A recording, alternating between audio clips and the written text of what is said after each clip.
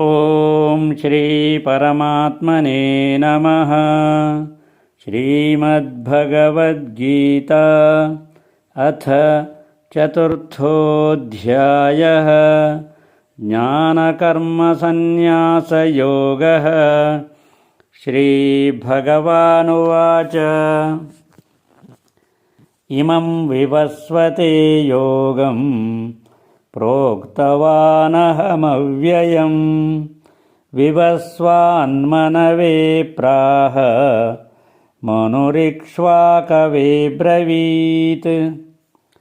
ఏవం పరంపరా ప్రాప్తం ఇమం రాజర్షయో విదుః సకాలే నేహ మహతా యోగో నష్టః పరంతప.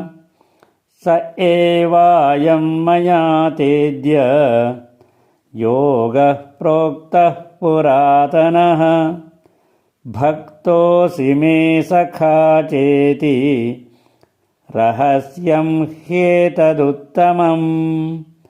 అర్జున ఉవాచ అపరం భవతో జన్మ పరం జన్మ వివస్వతః కథమేతద్విజానీయాం త్వమాదౌ ప్రోక్తవానితి. హరి ఓం.